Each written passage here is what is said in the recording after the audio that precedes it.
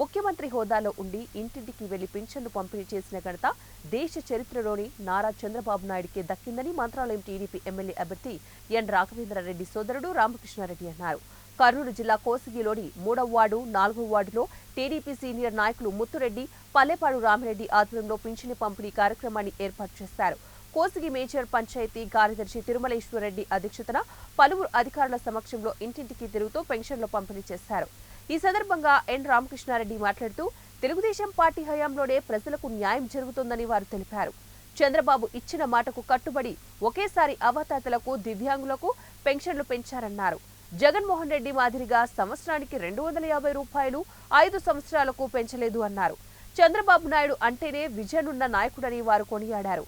ఈ కార్యక్రమంలో టీడీపీ నాయకుడు లారీ అయ్యన్న, తాయన్న, జ్ఞానేష్, రామకృష్ణ, బీజేపీ నాయకుడు రాముడు, గాలం వీరేష్, సట్టయ్య తదితరులు పాల్గొన్నారు. చంద్రబాబు నాయుడు గత 3 నెలల క్రితం నేను ఏదైతే హామీ ఇచ్చాడో నెరవేరుస్తూ ఈ రోజు అవ్వతాతలకి 7,000 రూపాయలు పింఛన్ ఇవ్వడం జరిగింది.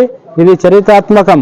ఇలాంటి కార్యక్రమాన్ని చంద్రబాబు నాయుడు ఇలా అవ్వతాతల ఆశీస్సులతో ఆయన ఇంకా 10 సంవత్సరాలు కాదు, ఇంకా ఆయన బతుకున్నంత వరకు ఆయన సీఎంగా ఉండి ఈ రాష్ట్రాన్ని ముందుకు నడిపించే విధంగా ఆయన ఆశీర్వదించాలని ఈ అవ్వతాతలకు నేను మనస్ఫూర్తిగా కోరుకుంటున్నా. అదే జగన్మోహన్ రెడ్డి ఒక 1000 రూపాయలు పెంచడానికి 5 సంవత్సరాలు టైం తీసుకున్నాడు. అదే మా చంద్రబాబు నాయుడు 7,000 ఏదైతే మాట ఇచ్చాడో అధికారం వచ్చిన వెంటనే 10 రోజులకే 7,000 రూపాయలు పెంచిన ఘనత ఒక చంద్రబాబు నాయుడుకి దక్కిందని సభాముఖంగా తెలియజేసుకుంటున్నాను.